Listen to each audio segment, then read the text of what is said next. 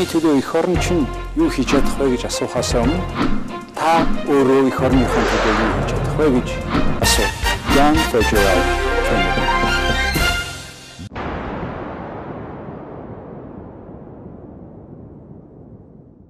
Сайн байцгаана уу хүнд үзэгчдээ. Өнөөдөр манай defacto-ны нэвтрүүлгийн зочноор та бидний сайн мэдих Монголын хамгийн том банк, Хөдөө аж ахуйн банкны шинэ гүйцэтгэх захирал Simon Morris оролцож байна.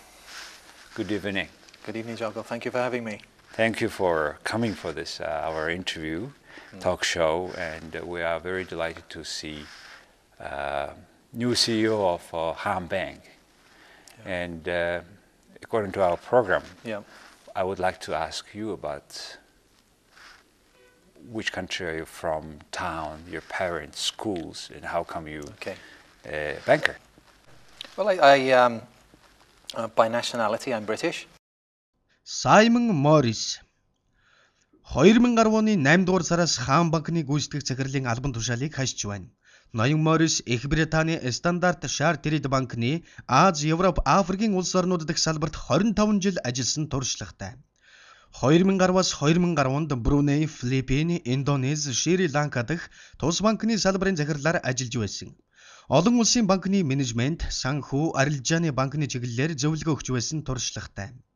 Индонезийн гадаадын банкнуудын холбооны удирдах зөвлөлийн дарга, Индонез, Бруней дэх Их Британий худалдааны танхимын дарга, Шри Ланкийн банкнуудын холбооны тэргүүнээр ажиллаж байсан. Их Британий Хенли бизнесийн сургуулийг бизнесийн удирдлагын магистр зэрэгтэй төгссөн. There's a part of the UK called Wales, which is in the western part, which is where I come from, and that's where I grew up. So I think it was fairly traditional upbringing there. I was an only I was an only child, and I am an only child. Okay. So I'm not going to have any brothers or sisters now, that's for sure. But yeah, so that was traditional upbringing in Wales, in the western part of the UK. And I started off banking in banking after I was in college, and I'm ashamed to say I think it was something I sort of drifted into rather than took a conscious decision to do, because I'm not sure that when you're a youngster that you actually you say, wow, I'd really like to get into banking. Well, I didn't in those days anyway. You were in national service. Yeah, I did. I did a national service in the on a volunteer basis in the police, in the British police. So that was quite interesting, because I suppose I came from what the British would call a sort of a middle class background. So we were quite comfortably off, and you behaved in a certain respectful way. You followed the law, and you kind of assumed that other people did that. But yet, when you were in the police and you had the uniform on, it was. How was it look? It was kind of surprising how some people, I mean, it was a bit of a shock, really. How long have you been serving there? I did 3 years in total, and then it was, I think in any country, in any element of society, you get some people who don't respect the police. Now, in the British context, the police are quite well respected. Corruption is practically zero. Constable. Yeah, and I had the big helmet as well. I had a police constable, and I had the big police helmet to go with it. But it was a bit of a shock to me initially when people were rude to you, or they swore at you, or they tried to hit you. But eventually you get used to it, and you just live with it. You have been serving Royal Marines. Yeah, I was in the Royal Marine Commando Reserve, but I mean that was again something interesting, something different. I mean, I think when you're younger, and you're in your teens and in your 20s, you don't really think about these things, and it's physically demanding, and you sort of shrug it off. And then I think as you get a little bit older, you think, well, actually some of these things were, perhaps I wouldn't do it again. You were on the ship? No, because I was the Marines are ship-based, but because I did it on a sort of part-time voluntary basis, I was based on land, and then we used to be called up for training for time to time. But it's it was a very interesting experience, and I quite liked it, really. You look very fit. You were a karate man. Yeah, but How come? again, I mean, it all sounds a bit too macho, really. I mean, I think that there's a bit more of a humbling start to the karate, which was that when I was a kid, when I was about 8 or 9, again, I mentioned I was the only child, my father thought I was not tough enough. Okay. And he felt that I needed to be toughened up a little bit, so he made me go to judo. And into so military. So he literally had to physically take me every week and make me go to judo. So I did judo for a number of years and got to a proficient level with that. But then you know, then in the sort of the mid-80s, you had this whole Bruce Lee kung fu type scenario. I possibly don't remember, but you know, everyone wanted. So I started learning karate, and you know, I was just average at it. But I mean, I kept going, and I trained for many years, and you know, ended up sort of teaching kids, and you know, teaching a little bit of self-defense and things like that. But now you're still doing your motorbike and hiking. How do you do that in Mongolia? Well, the motorbiking is something I've always done. I mean, since I was sort of 17 or 18, but in a practical way, because you know, it's nice as a hobby. It's kind of difficult sometimes if it's your main form of transport because of snow, ice, or rain, or whatever. In particular here, I well, believe. I mean, I mean, people. I've got quite a big off-road motorcycle here, which is made by KTM, the Austrian company. But it's wow. But I went out on it just at the beginning of December, and I had lots of clothing on, and I thought I'll be fine.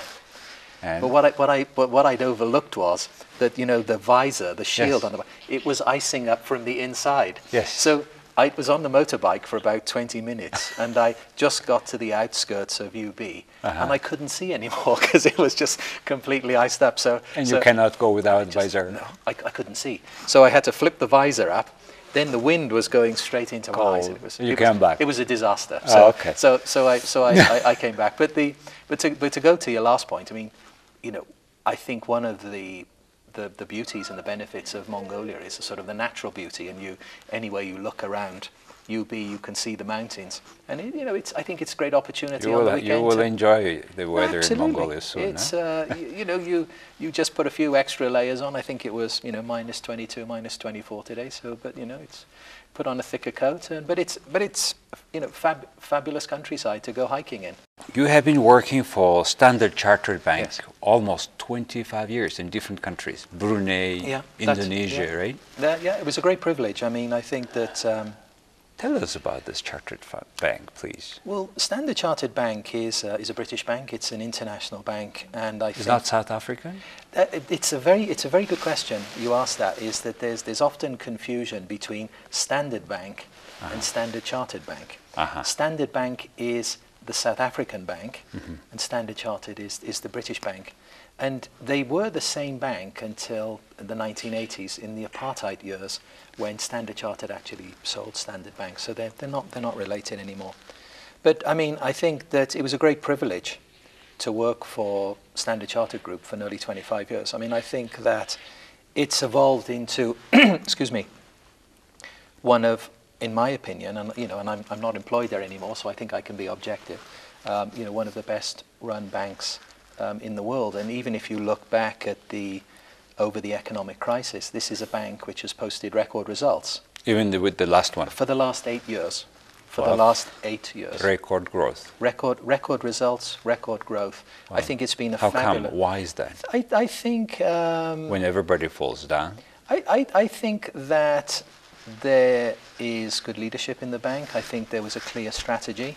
I think the bank established very early on what it wanted to do and what it didn't want to do, and it stuck very closely to that strategy. And I think it was disciplined in its execution. So there's a lesson, I think, here for us as I move on to a new stage about what was good in Standard Chartered that we can look and replicate where appropriate here. So I think that.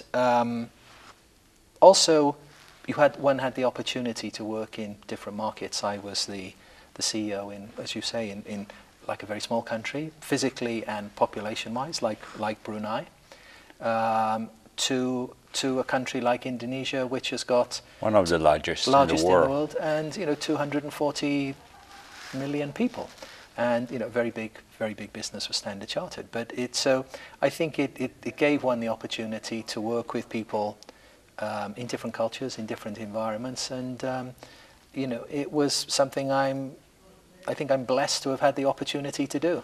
How did you ended up with Mongolia? How come that you are here now? Well, there's that's a very interesting question. I mean, I was CEO in Standard Chartered in Indonesia, and I got a phone call from a headhunter, and I think one used to get phone calls from headhunters from time to time, and frankly, most of the opportunities seem to be in the Middle East. But I was very happy with Standard Chartered. They were an excellent bank to work for, and this was very, very unusual. I mean, the guy said to me, well, we'd like to talk to you about an opportunity. So I was sort of like half listening, and I said, well, yeah, but where? Yeah, he said, Mongolia, and I said, what, really, Mongolia? And he said, yeah, okay, well, so just mentally thinking Mongolia. Okay, I know where Mongolia is, and then had a number of discussions and chats with the guy over a number of months, and it got to the stage then where I think I spoke to the shareholders of the bank, and we felt that we had something to discuss a little bit further. So they invited me to come here and have a discussion with them in Mongolia, and which was almost a year ago, and I came here and I left the tropical climate in plus 32 degrees in summer weight clothes, and landed at the Genghis Khan airport, and it was sort of minus 20, and it was snowing, and spoke to the guys here, and the rest is history, really. So you are from one mineral dependent country, you came to another completely mineral dependent country. There's a theme here, isn't there? There's a sort of commodity theme here, but I think that my view on I suppose there were a number of reasons why I was happy and frankly keen to come to Mongolia. Was one, I think, was that I completed 25 years with Standard Chartered and thoroughly enjoyed it. But if I didn't make a change now, then I think that perhaps I would have just stayed with them with another 5 or 10 years, and that would have probably been okay. But I thought there was an opportunity to make a different sort of career in a different environment. This will be a difference for this country, because you are in charge of the largest bank, which has branches in all administrative units of this country. And which is growing very dynamically, and it has a lot to do with all sectors of the economy. So that's why I want to talk about the Mongolia now, economy. And let me start from a question on, you had a substantial loans to herders all around the country. What happened with those, in particular during the crisis time?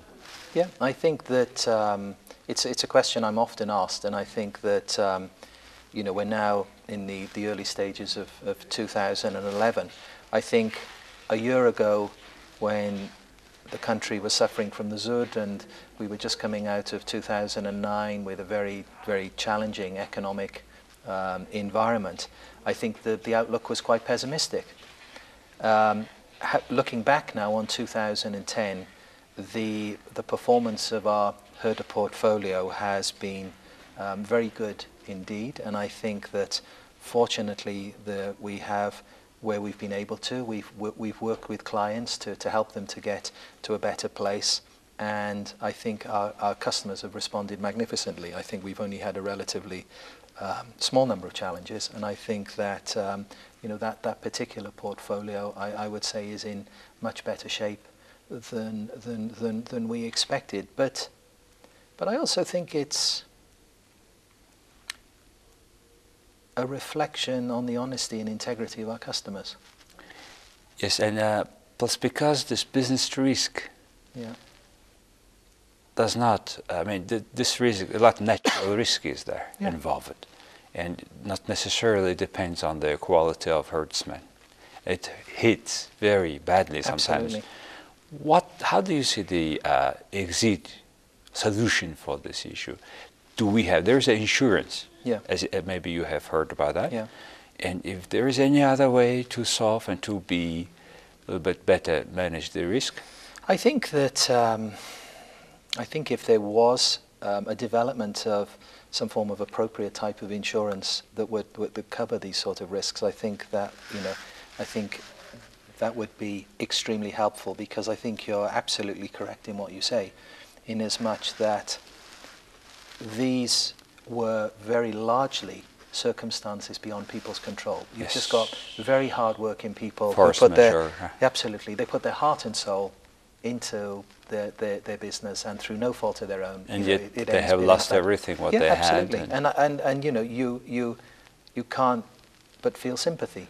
Have you written off loans? We have written off some loans where we feel that the chances of payment are zero. But again, very small amounts in relation to the portfolio. What's the total portfolio now and asset?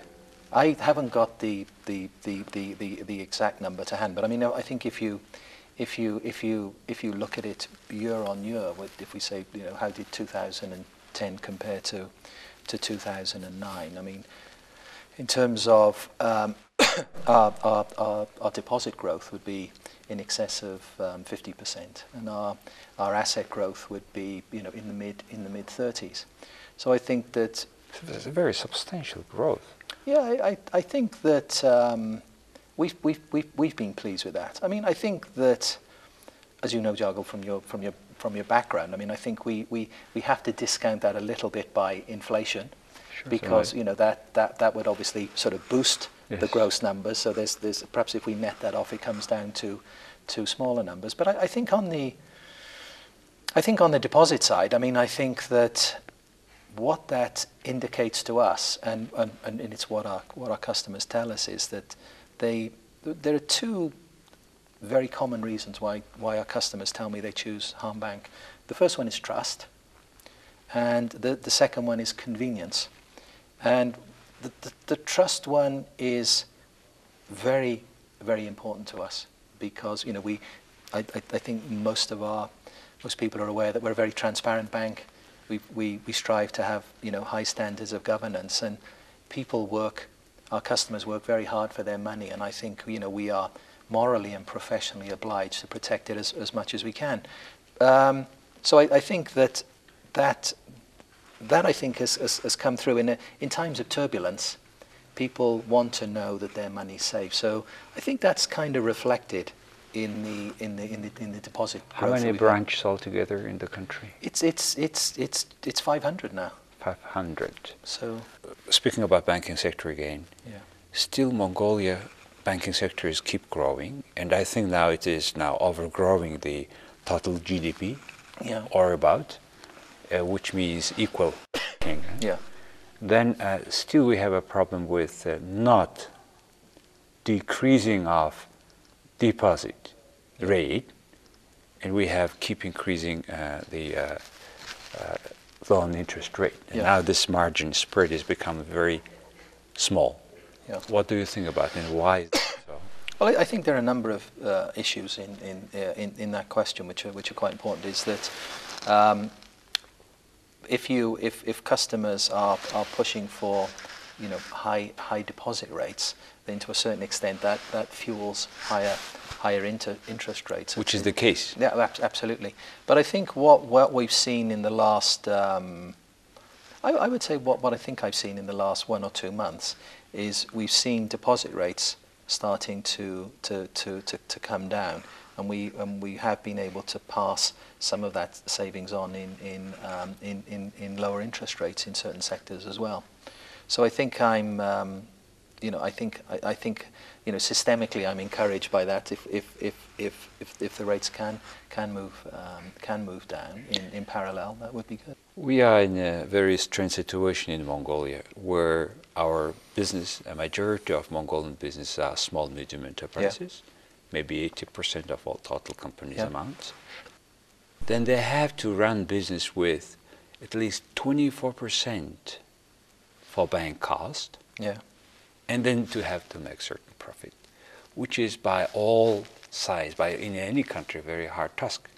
Yeah, I think that, I think you look at the various sectors of business, and I think that, that number of 24% would not be applicable to all sectors. But I, in the context of if there are certain sectors where there is that interest rate payable, then obviously it's that it is a bit of a higher hurdle to overcome. Yes. So those companies, Yeah. large good customers, go themselves and take money from abroad. Yeah, absolutely. And with this money flow, Yeah. and still inside what we are working all together Yeah. in banking sector, how do you compare them? Which will be prevailing, or which is prevailing now? The topic that we perhaps don't like to talk about is if you look at the economic opportunities for the country, you look at the nature of the investment needed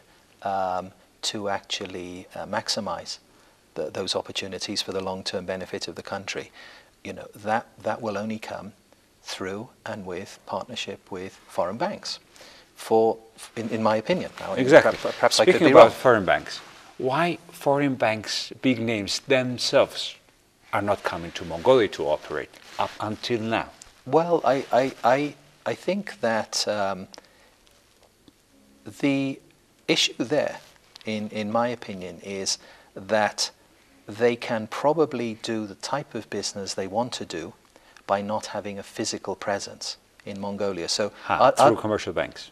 Yes, if you look at it, if you are a big mining investor, an international company in Mongolia, you will have relationships with the Standard Chartereds, the HSBCs, the Citibanks, etc. So they will, one assumes, provide facilities for those operations. So the funding is being done, but it's being done offshore rather than onshore. Now, I think that... How long will go? Why is that?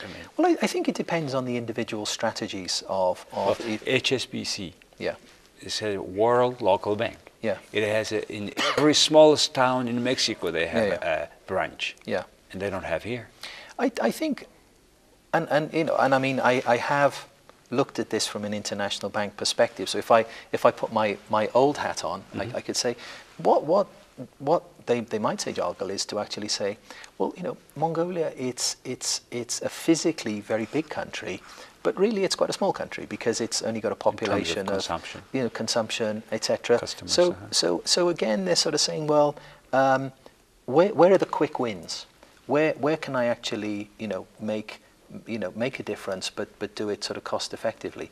And it's on the corporate banking side, and it's probably doing offshore banking. Mostly with mining huge companies. Yeah, absolutely. And, so the mining industry itself has such specifics you have just now described. Yeah. And those big companies are better off having their services from abroad rather than. Well, I think when we look in the mirror, we see what we see. Reality is reality. Now, what I mean by that, Jargal, is that firstly, you are talking about significant types of banking facilities which local banks may not have the financial capacity to deliver, which is point one. Secondly, point two is that it might need a level of technical expertise in very specialist areas that does not currently exist in local banks.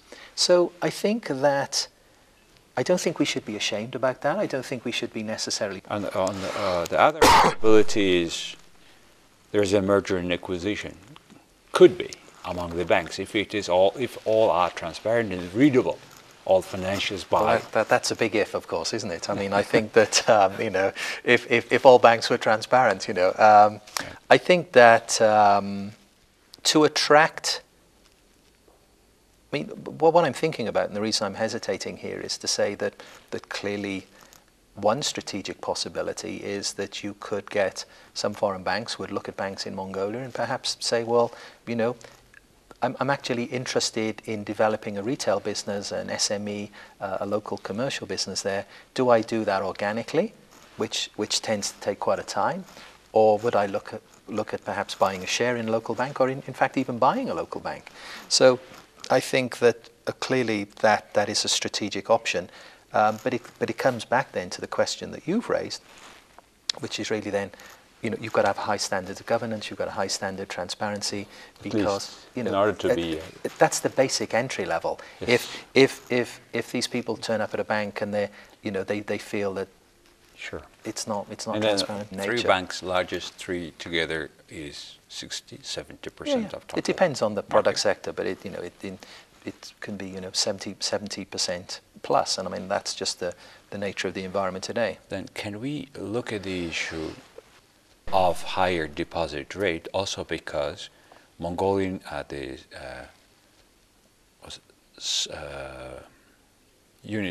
Mongolian supply unit, or those who has a supply fund, cannot invest otherwise with higher return on capital market? Would it be one of the reasons? I think it possibly could be for the more sophisticated investor, but I think if we cast our mind back a few weeks ago to 2010, we've had what you might call sort of private bank clients of foreign banks interested in investing in Mongolia for two reasons. One is they can see that the interest rates are quite attractive, and secondly, we had significant appreciation of the tugrik, so they were getting a double benefit there. But coming back to the question about mergers and acquisitions, I would say that my personal view is I think mergers would be kind of unlikely, and then acquisitions, you have two scenarios. You have acquisition by I suppose foreigners or foreign banks, and the other issue then tends to be that banks get acquired when they get into trouble. But I think again that's very distracting from management time. You spend a lot of time trying to fix the broken bank, time, energy, and then from in the end you don't go much. Different banks, different ways. I would say that I think that I think that would be a challenge. Fixing broken banks takes time. Simon, how do you find Mongolian banking environment in comparison with those countries you were working, and what we can improve here? I think that the banking environment in Mongolia is is going through change. It's going through a transition. I can see that, to their credit, I think many, but frankly not all banks, are trying to improve their standards. And I think that competition, is, I would suggest, increasing, which I think is good. It's good for the clients. I think it's good for us. So it stops complacency. I think that Bank of Mongolia are, to their credit, I think trying to implement international standards. And I think that in my modest experience with them, they appear to be the type of central bank that is, open to dialogue. They're not so arrogant in that respect. So, but I think there's a long way to go. I think there is a long way to go.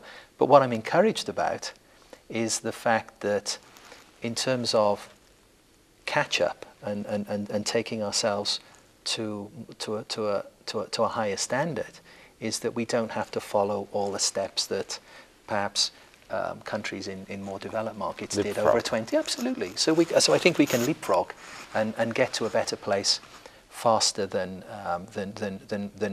many other countries. And I think when you look at the huge number of opportunities that Mongolia has, then I think there are. It must be a fabulous time to be a young Mongolian. I mean, if you particularly when our national currency is appreciating so well. Well, yes, until it's. What do you think about this appreciation? Does it's too sudden, no? Well, I think that I think that until about the middle of December, it was actually appreciating very nicely. But I think what we've seen in the last few weeks is we've seen a modest depreciation of the tugrik against the dollar, which we would expect to continue up until really the sort of, just post-Sagan-Sar period. But then Isn't it because Mongol Bank was intervening? Well, I think there are a number of factors, and but I think the reality is it had a very good year last year. I think it was one of the top performing currencies in the world. But looking back on the last few weeks, which admittedly have been a bit quiet because of the festive season, it has Tugrik, Australian dollar, and yen was the number three. Yeah, there was a South American currency, and I can't one remember of the countries, but, yes, as well. So I think we were up there in the medal position. That's for sure. Do you think it will be appreciated further, and how much it will be appreciated further? I think that's a question we spend a lot of time thinking about. Do we think it'll appreciate during the course of the year? Yes, we do. So we're positive on the outlook for the tugrik, but we have, even in-house, we have different views on where it might end. Do you see the relations of Mongolian tugrik's appreciation with appreciation of Chinese RMB or yuan? I personally don't. I think that I think that the different economies, different factors in play here. But to come back to your question, I think we're positive about the outlook, and we see further appreciation in the year. You run a RMB account for your customers. Yes. No? So Mongolia is one of only, I was told, only 2 countries where RMB is allowed to work like this. Yeah, it's quite a restricted currency globally. And yet it's playing so much important role in Mongolia, and people buy dollar to buy RMB there, as you know. But I think that we shouldn't be surprised that there's an appetite for RMB here when we are, I would think, an important trading partner for China, and almost exclusive for us. Well, look, in terms of food, everything would depend on that. Yeah, but I'm cynical enough to sort of also look at these situations and say that people make these provisions and they make these allowances because it suits them from a commercial perspective to do so. It's these issues are not always done on a what one might call a charitable basis. So I think that you can look behind the decisions and say, well, it probably suits both parties because it is an important trading relationship. Okay, Simon, our time comes to the end. My last question is, how do you see this year, 2011, for banking sectors vis-a-vis mining growth? I think it'll be an exciting year for mining growth. I think that we are looking, as well as the very well-known names and the big investors, I think I'm quite excited about the supply chain and the small and medium-sized enterprises who'll be supplying the food, the gasoline, the transportation. So I think that we're very positive about it. We're planning very much to support that in every way that we can. We're looking at also increasing the level of expertise in our bank by hiring a few extra people, particularly on the risk side, so we can actually make sure that we play our part in that aspect of national development. Okay, my very last question. Yeah. What is the most important quality of leadership, in your personal opinion? Integrity. Where what you say matches what you are doing, right? Yeah. Excellent. Thank you, Simon, for coming for My our pleasure. interview. Thank you for asking me. Thank you very much.